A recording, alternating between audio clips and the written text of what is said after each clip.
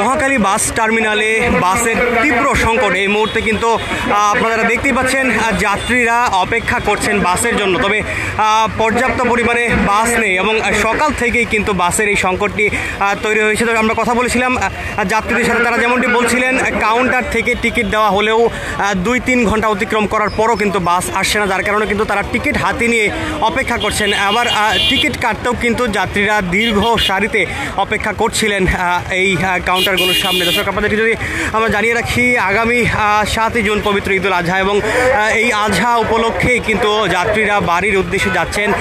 তবে গতকাল কিন্তু সরকারি বন্ধ ছুটি শেষ, অর্থাৎ আজকে থেকে সরকারি ছুটি শুরু হওয়ার কারণে কিন্তু যারা অফিস আদালতের কর্মকর্তা কর্মচারী যারা রয়েছেন তারা কিন্তু বাড়ির উদ্দেশ্যে যাচ্ছেন এবং সাধারণ যাত্রী যারা এবং যারা কর্মজীবী মানুষ রয়েছেন তারাও কিন্তু বাড়ির উদ্দেশ্যে আজকেই রওনা হয়েছেন। তবে ঢাকা ময়মনসিংহ মহাসড়কের যেই বাসগুলো রয়েছে, এছাড়াও ঢাকা টাঙ্গাইল এবং কিশোরগঞ্জগামী নেত্রকোনা শেরপুর জামালপুরের এই যে সকল গাড়িগুলো রয়েছে এগুলো কিন্তু মহাখালী বাস টার্মিনাল থেকেই সাধারণত ছেড়ে থাকে। তবে যাত্রীদের কিন্তু তীব্র ভোগান্তি এই মুহূর্তে লক্ষ্য করা যাচ্ছে।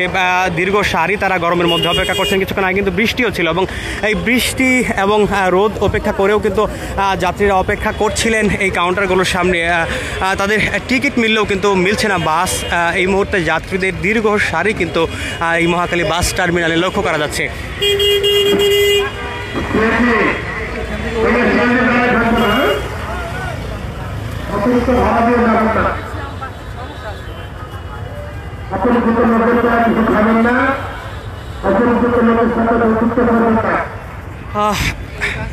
বাস সংশ্লিষ্টরা যেমনটি বলছিলেন, গাজীপুর চৌরাস্তা থেকে কিন্তু এবং টঙ্গী এবং এই রোডটিতে কিন্তু তীব্র যানজটের কারণে যেগুলো বাস ঢাকা ছেড়ে গিয়েছিল সেইগুলো কিন্তু আবার ঢাকায় প্রবেশ করতে দীর্ঘ সময় লাগছে, যার কারণে কিন্তু এই সংকটটি তৈরি হয়েছে এমনটি কিন্তু বলছিলেন বাসের সংশ্লিষ্ট যারা রয়েছেন তারা।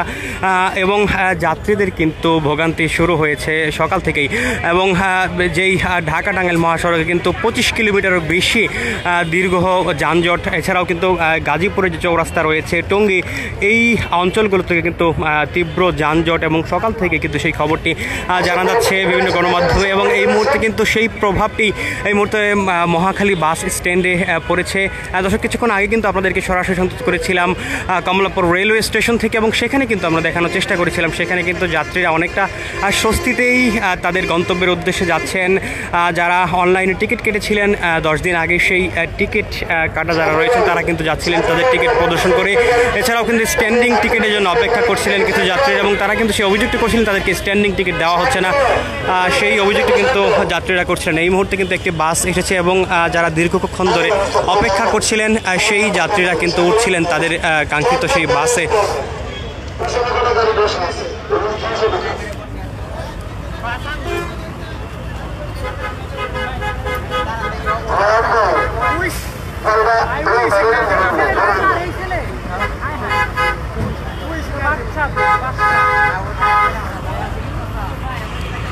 যাত্রীরা যেমনটা অভিযোগ করছিলেন তারা টিকিট যেমন পাচ্ছেন না, পাশাপাশি কিন্তু টিকিট কাটার পরও কিন্তু 2 থেকে 3 ঘন্টারও বেশি সময় তাদেরকে অপেক্ষা করতে হচ্ছে কাঙ্ক্ষিত বাসের জন্য, অর্থাৎ যেই বাসটির জন্য তারা টিকিট কেটেছেন সেটি কিন্তু পথিমধ্যে রয়েছে, যার কারণে কিন্তু তারা টিকিট হাতে নিয়ে এই অপেক্ষা করেন এই কাউন্টারের সামনে এবং সকাল থেকে কিন্তু যাত্রীদের এই ভোগান্তিটি রয়েছে এবং দীর্ঘ সারি কিন্তু এই মুহূর্তে ঢাকা ময়মনসিংহ মহাসড়কের চলাচলকারী যাত্রীদের এবং নারীদের জন্য আলাদা লাইনেও কিন্তু সেটিও কিন্তু দীর্ঘ সারি লক্ষ্য করা যাচ্ছে। পাশাপাশি পুরুষদেরও সারি আরও বেশি দীর্ঘ।